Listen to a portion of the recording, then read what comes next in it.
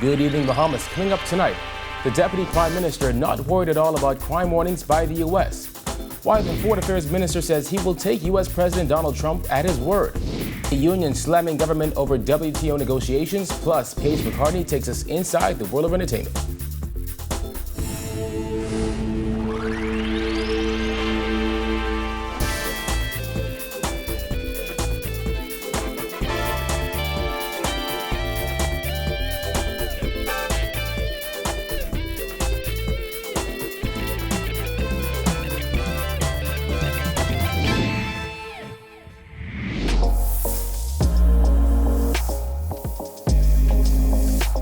Our News is brought to you by Alive.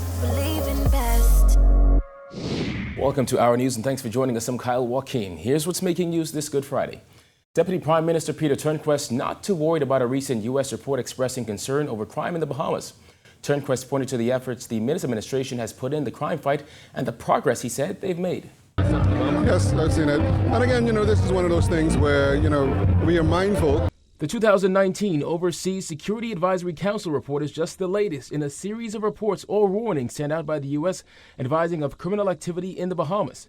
But the Deputy Prime Minister says not to worry. And we're focused on the Bahamas and we're focused on those things that are important for the way of life and quality of life of the Bahamian people and those visitors that come to join us. A big part of the Prime Minister's national address last month was on the government's crime-fighting efforts. Turnquist pointed to the numbers. I think the Minister of National Security has been doing a tremendous job in coming up with creative and innovative ways to deal with the threats that we have. Today we're witnessing another installment of that technology and that effort, and he made some very significant announcements today that will help in the fight as we try to get control of small arms and narcotics. So there's some basic small things that we still need to pay attention to and to get a handle on. But I think the statistics prove that we are moving in the right direction. Just last month, the Prime Minister joined several other Caribbean leaders for a meeting with U.S. President Donald Trump. During that meeting, Minnis said he expressed concern over the repeated warnings the U.S. sends out on the Bahamas. Trump agreed to look into it. However, weeks later came this report. We asked Minnis his thoughts. I think every nation has a responsibility to protect its citizens. If Bahamians visit particular shores and experience problems, we would advise our Bahamians to be careful when they visit certain areas, or advise them to avoid or be very careful visiting certain areas. I think that's national standard, so we expect that. We also took the question to U.S. Chargé d'Affaires Stephanie Bowers. Well, I think I would defer that question to the Minister of National Security, who has indicated that he has talked to the press extensively about that. So, yeah. The Deputy Prime Minister said he feels the government is getting a handle on crime. Our new commissioner is doing a wonderful job in getting the force motivated and on the street attacking these issues. So I think we're moving in the right direction. While Foreign Affairs Minister Darren Hanfield is giving U.S. President Donald Trump the benefit of the doubt when it comes to the warnings and advisories sent out on the Bahamas. Just last month, the U.S. President said he would look into the matter, only for another to be sent out weeks later.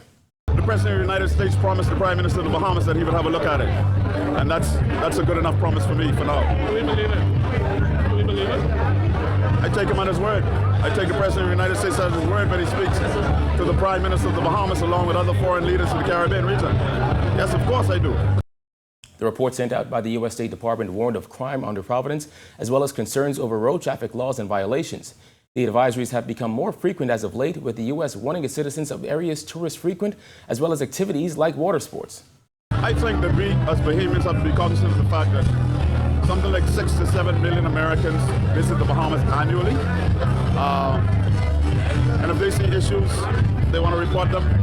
The Prime Minister reported, as was indicated by President Trump at Mar-a-Lago, that they're going to look at these travel advisories and the potential negative impact that they might have on the Bahamian economy, and we leave it there. Despite these warnings, Hanfield says he has comfort in the strong relationship between the two countries. The Bahamas covers 100,000 square nautical miles of water, and it's a Herculean effort for the Defense Force to cover it. But we like to think that the United States of America and the Bahamas are a strong strategic partner in this regard. I say to the Americans all the time that a more secure, a more stronger Bahamas speaks to a more secure, more stronger United States of America. In other news, police investigating one shooting and 5 overnight armed robberies. In one incident around 11 p.m., a man was walking along Collins Avenue when he was approached by 2 gunmen who robbed him of cash and a cell phone, then fled on foot. In another incident, a man was robbed as he walked along Lily Bay Drive. The culprits reportedly got away in a burgundy Nissan March. But just an hour before that, a man was shot as he rode his scooter along Marcus Bethel Way along Infant View Road. Reports are that 2 men pulled up alongside him, also in a burgundy Nissan March, and shot him. He was taken to hospital where he is listed in stable condition. Investigations into the shooting and all 5 armed robberies are underway. Well, Trade Union Congress President Obie Ferguson is slamming the Minnis administration for its plans to join the World Trade Organization. Ferguson says after nearly 2 decades of trying under successive administrations, he still believes there is no logical or sensible reason for WTO accession. Jasmine Brown reports. This WTO thing, I don't know where in the world, Bahamians, we're just an amazing set of people. I mean, why are we supporting WTO?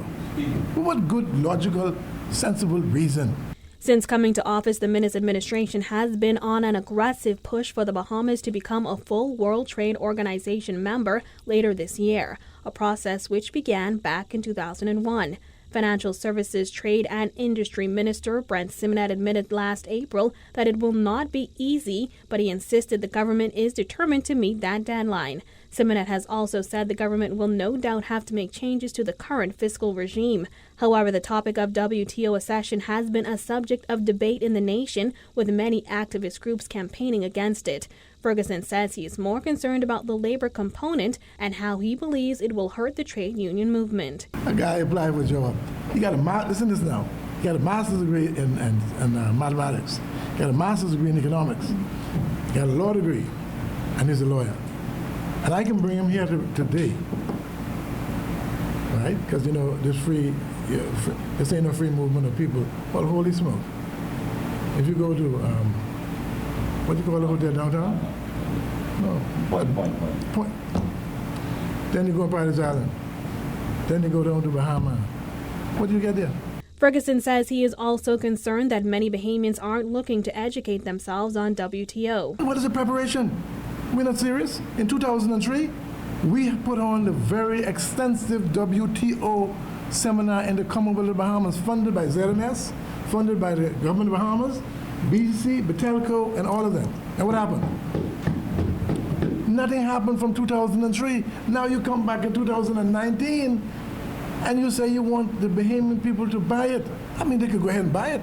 The Minnis administration has appointed former F&M cabinet minister Shavargal Lang as chief WTO negotiator. According to Lang, around 8 countries have expressed an interest in the Bahamas' initial goods and services offers to the WTO. But Lang has previously said accession is not a done deal. Reporting for our news, I'm Jasmine Brown. All right, thanks, Jasmine. Environment Minister Amal Ferreira says he is confident Bahamian laborers and managers will be brought on board to assist in the day-to-day operations at the New Providence Ecology Park, formerly known as the New Providence Landfill.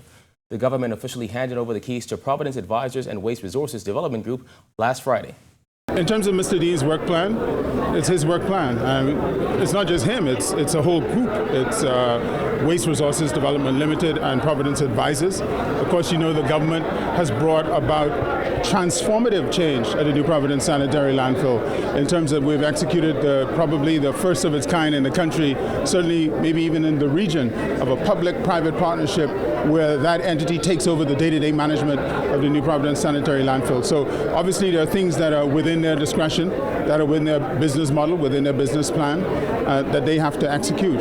I think that the most important thing that we have to look at in this equation is the effective management of the New Providence Sanitary Landfill, one that results in no or minimum amount of intermittent fires. I think that is the real rub. That is the crux of the matter, because you had persons whose lives were disrupted for weeks. Schools, businesses, residents. I mean, that's the real issue. How effectively will this be run?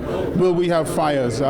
Will we have recycling online? Will we have streaming of waste? And all of these things are part of the business model that they intend to bring on stream. In terms of hiring Bahamians for the job, of course, Mr. Dean is a Bahamian. So he's going to be very concerned, and so is Mr. Kerr. So they're going to be very concerned about bringing Bahamians in. I respect that. I respect their business plan, and I'm very confident that they will do as they project. Still to come, what's happening over at Morton Salt? The details are after this break.